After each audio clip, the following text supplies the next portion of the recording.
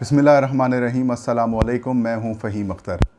नाज़रीन, आज election commission of Pakistan को एक बड़ा झटका लगा है और तहरीक इंसाफ को कानूनी महाज के ऊपर एक बड़ी कामयाबी मिली है। तहरीक इंसाफ ने आज इमरान रियाज़ ख़ान, जो कि एंकर पर्सन हैं और मारूफ यूट्यूबर भी हैं, सीनियर सहाफ़ी हैं, उनको पुलिस की जानिब से जो गिरफ़्तार किया गया और उनको जो रोलिंग स्टोन बनाया गया है वो बड़ा ही अफसोसनाक है। और उसके ऊपर जो सहाफ़ती हलके हैं, जो सहाफ़ती तंजीमें हैं, उनका जो रिएक्शन है वो बड़ा अफसोसनाक रहा है।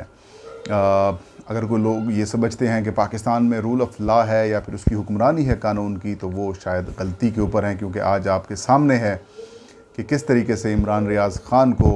कभी इस अदालत कभी उस अदालत लेके जाया गया और जिस एरिया की पुलिस ने उन्हें गिरफ़्तार किया, उनका जो मजिस्ट्रेट है वो अपने दायरा इख्तियार भी तस्लीम नहीं कर पा रहा था। बहरहाल आज इसके ऊपर डिस्कशन होगी और आगाज़ करते हैं तहरीक इंसाफ को जो कानूनी महाज के ऊपर एक बड़ी कामयाबी मिली है, जिससे पंजाब की जो सियासत है वो अचानक उसके अंदर शिफ्ट आ चुका है और वो तहरीक इंसाफ की फेवर में होती हुई दिखाई दे रही है। नाज़रीन, पंजाब असम्बली की जो 25 नशिस्तें खाली हुई थीं, 20 जनरल नशिस्तें थीं और 5 मखसूस नशिस्तें थीं, जिनके ऊपर notification election commission of Pakistan ने ये फ़ैसला किया था कि वो नोटिफिकेशन नहीं जारी करेगा जब तक इन 20 नशिस्तों के ऊपर नतीजा नहीं आता। जो इंतखाबात हैं, ज़िमनी इंतखाबात हैं, उसका नतीजा नहीं आता, तब तक हम इन नशिस्तों का फ़ैसला नहीं करते कि ये किस सियासी जमात को मिलनी चाहिए, किसको नहीं मिलनी चाहिए। तहरीक इंसाफ का ये मौक़िफ़ था कि आइन और इलेक्शन एक्ट के मुताबिक ये नशिस्तें हमें मिलती हैं और इलेक्शन कमीशन ऑफ पाकिस्तान ने अपने फ़ैसले में ये लिखा क्योंकि ये पहली दफ़ा ऐसा हो रहा है कि इतनी बड़ी तादाद में नशिस्तें खाली हुई हैं, लिहाजा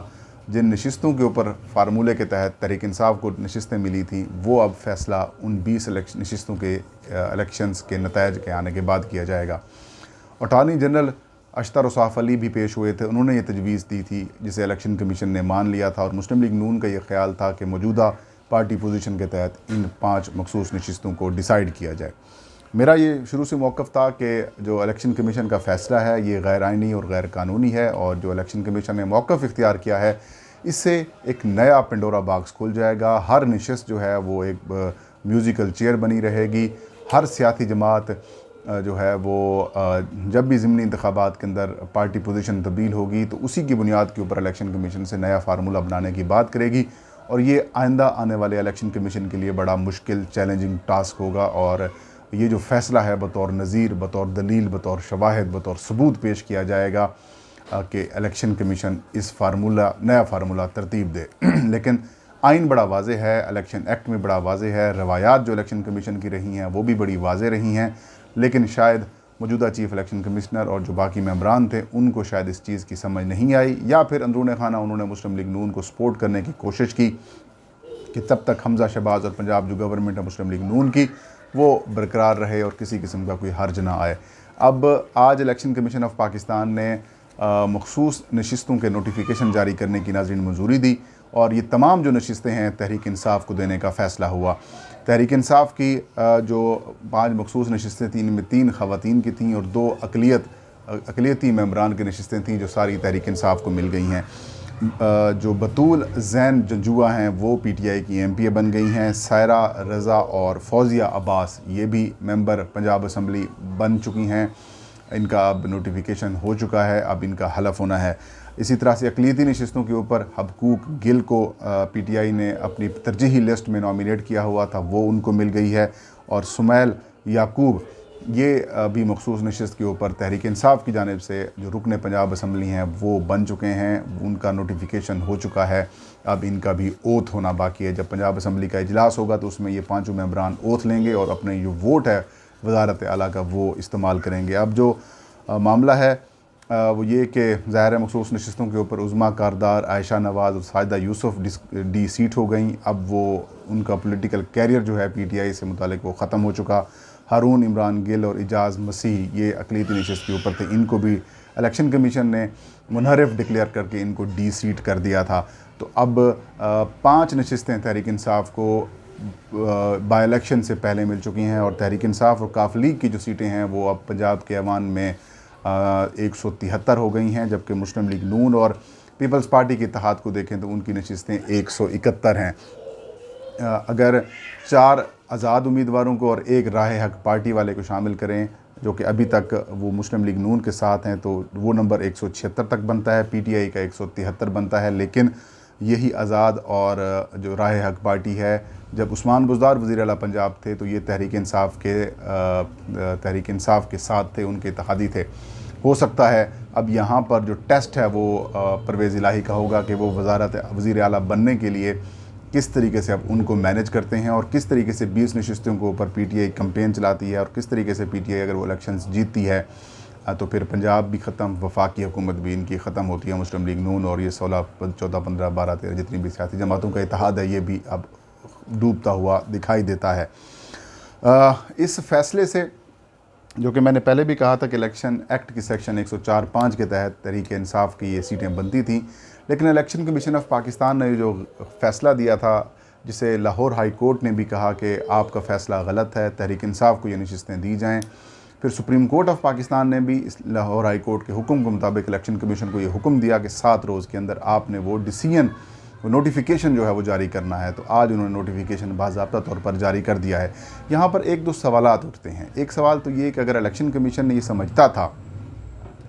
کہ یہ نشستیں تحریک انصاف کو نہیں مل سکتی، اس کے اوپر دوبارہ فارمولہ بنایا جائے گا، تو پھر انہوں نے آج نوٹیفیکیشن کیوں جاری کر دی؟ ایک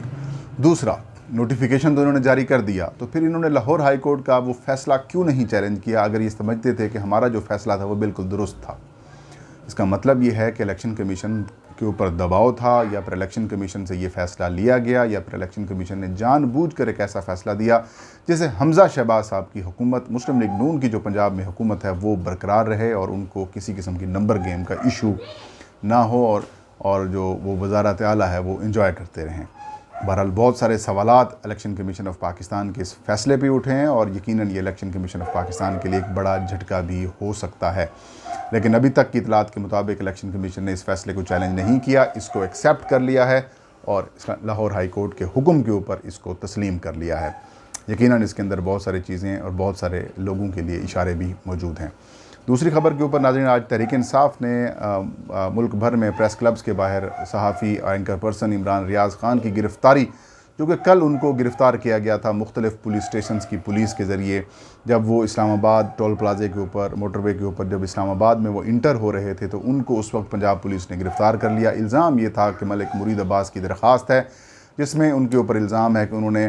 پاکستان کے قومی سلامتی کے اداروں کے خلاف تنقید کی ہے، ان کے ساکھ کو مجروح کیا ہے اور انہیں کمزور کرنے کی کوشش کی ہے، اس لیے ان کو گرفتار کیا گیا۔ Prevention of electronic crimes act بھی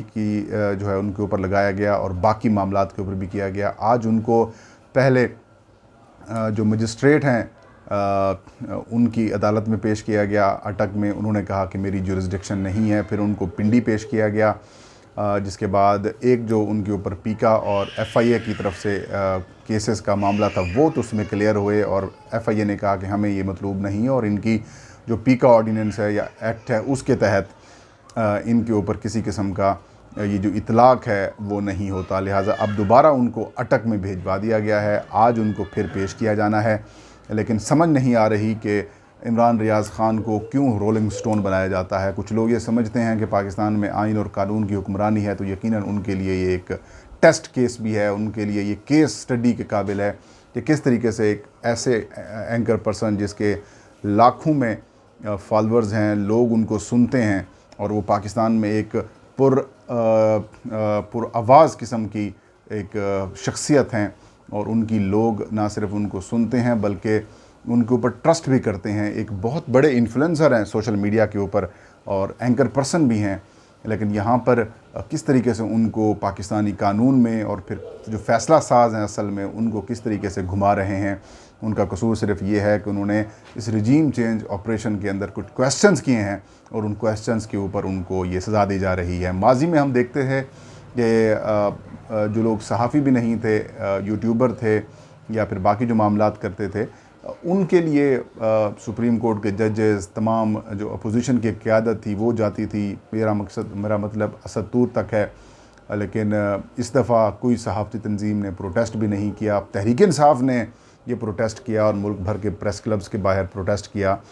لیکن کسی صحافتی تنظیم کی جانب سے ایسا نہیں آیا۔ کیا ساری صحافتی تنظیمیں پی ڈی ایم کی جھولی میں ہیں، یا پھر وہ جو مقتدر حلقے ہیں جو اپنی پاور کے ذریعے کنٹرول کرنے کی کوشش کرتے ہیں چیزیں، کیا ان سے خوف زدہ ہیں؟ ماضی میں تو ایسا ہم نے نہیں دیکھا، لیکن جو موجودہ ہماری صحافتی کمیونٹی ہے یا پھر جو ان کی جو لیڈرشپ ہے وہ تھوڑی سی تقسیم بھی ہے اور تھوڑا سا خیر جانبداری نہیں بلکہ جانبداری کا مظاہرہ بھی کر رہی ہے، جو کہ افسوسناک عمل ہے۔ بہرحال دعا ہے کہ اللہ عمران ریاض کی جو مشکلات ہیں ان کو آسان کرے اور وہ جلد رہا ہوں، لیکن ایسا ہوتا ہوا دکھائی نہیں دے رہا، کیونکہ مختلف پولیس اسٹیشنز کے اندر ان کے اوپر مقدمات ہیں، اور موجودہ حکومت کے لیے مقدمات قائم کرنا کوئی بڑا اتنا ایشو بھی نہیں ہے، لیکن یہ بڑا افسوسناک دن ہے صحافیوں کے لیے بھی، اور وہ لوگ جو ایک آزاد صحافت کو دیکھنا چاہتے ہیں ان کے لیے بھی ایک بڑا مشکل اور کھٹکھٹن دن ہے۔ تو ناظرین، یہ تھی آج کی ویڈیو۔ انشاءاللہ نیکسٹ ویڈیو میں نئی خبر نئے ایشو کے ساتھ میں حاضر ہوں گا، تب تک مجھے اجازت دیجیے۔ اللہ ہم سب کا حامی و ناصر ہو۔